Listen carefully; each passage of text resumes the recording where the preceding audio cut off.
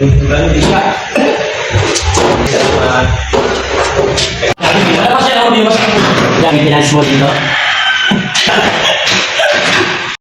po na yung nyug nyo? Ito po, jacket type po.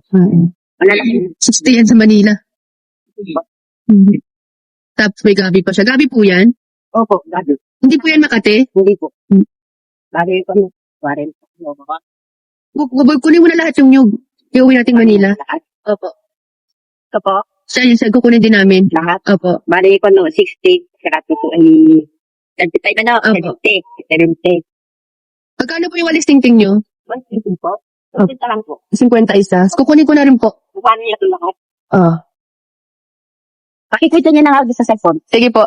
So, O, lahat yan kukunin ko na. 70. Para makapahinga na si nanay. Pako po yun, di ba? Pako? Oo, kakong po. Oo. Ano niya rin na? Lahat na? Sige, para wala ka ng paninda. Lagay mo, kunin mo na lang niptik lahat. 20 ang dalawa. Sabi natin 70. Sige, kwentahin niya na nga sa cellphone. 200 yung kuha, yung gulay na nauna niya nakuha, at saka 2 walis, at saka yung gabi, 60. Yung 200 na ho. O, ayan, pakita mo kay nanay ulit. Yung mga napindot mo. Salamat po, nakakakyaw niyo po lahat yung paninda ko. Ay, labot po yata eh. O, sige po, salamat po. Sa inyo na po yan. Maraming salamat po. O, sige po, itatanong kasi ako kay nanay kung meron silang ano. Ay, ko ka po namin. Oo. Kaso kailangan na namin eh. Babalik na rin kami Manila eh. Pantanim sana chillers na kasaba. Walang yung O, malayo daw eh. Ayan, thank you. Thank you po. Naghahanap kami ng ano, ng pwedeng sumimingan or mapuntahan man lang pagkatapos ng trabaho bago kami bumalik ng Manila. Marami na kami nagdaan ng kanina. Nakalimutan ko mag-vlog. Nakalimutan ko kayo, pasensya na. Ang ganda kasi dito sa Maribeles. Alam niyo, ito yung isa sa mga lugar na gusto-gusto ko din na sana maraming umorder. Maribeles, Subic, Zambales. Meron pa isa Ilocos yan. Basta yung ano, yung marirelax ka sa daan pa lang. Dito, oh. Lalo na narating namin.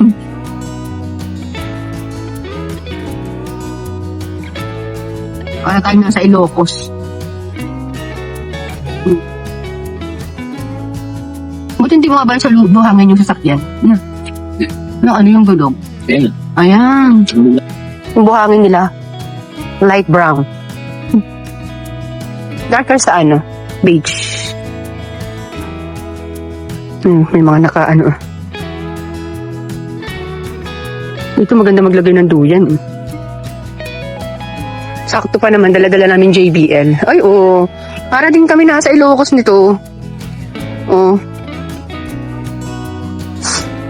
Yung kasada yun, oh. Uy, hindi nyo nakita yung sakyan. Ayun, kasada yun.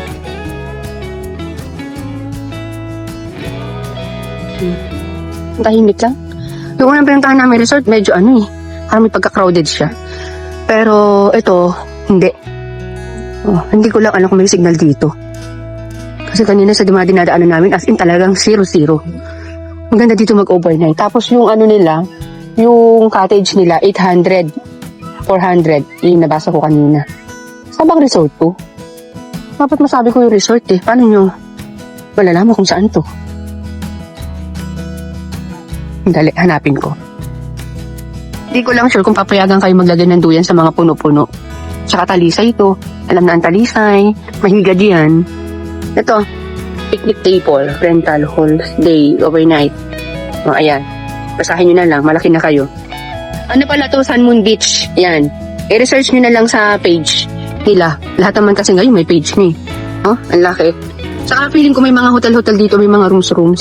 Magtatanong na din ako. Ayan, no? Sun Moon Beach. Sa ano pa kayo pinakita? Sa basurahan. Hindi doon sa entrance. Hala kayo. Kalawak dito. Pwede nyo dalhin dito ang buong pamilya nyo. Tapos ang daming cottage. Lahat yung cottage yan. Yan. Nandun. Meron pang ganito, oh. Banahaw, ano. Mga ganyan, no? Malaki talaga. Hindi ko lang sure kung pwede kayo dyan magluto-luto. Kasi kami, di ba, lagi kami dalang lutuan.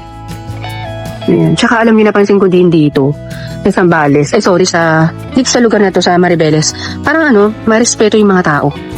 Dami ding aita dito. Marami kami napupuntahan na lugar na mararamdaman mo yung parang may disiplina talaga. Ganon. Doon kami galing kanina, oh. Yung resort na yan. Akala mo lang hindi maalon kasi malayo tayo. Well, nag-aalon din, oh. Yun, oh.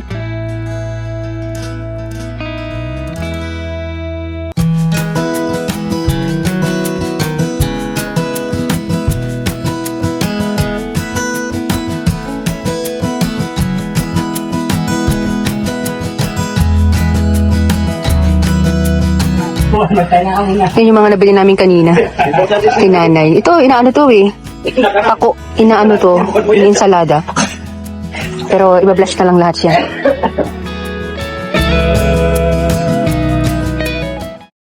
Ayan. Pakain natin si Doggy. Nilagyan talaga namin yan ng karne, ng sabaw. Hindi yung kanin lang. Ayan. Doggy! Nakain ikaw! Kaya lang wala na kang kainan. Kasi bawang kainan niya kaso maraming laman, no? Mga lang, puro kanin, hindi niya kinakain, syempre. Kaya kumain yan. Oo. Kaya ito, kakain yan. Wait lang ha. Yung isang container doon, isa-sacrifice ko na lang para sa kanya.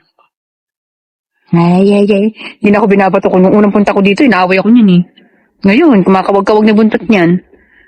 O, diba? Binabantayan tayo niya, kaya pakainin natin. Paano ka boses nito yung kumakanta? Para mas lagi maging mabait sa akin si partner. Halika na, ito talaga may lasa na to, promise. Dito.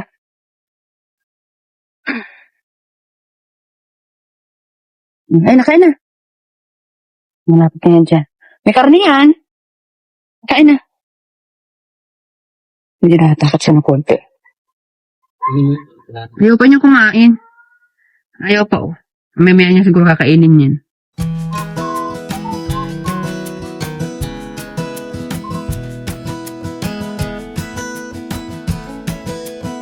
Update, ayan.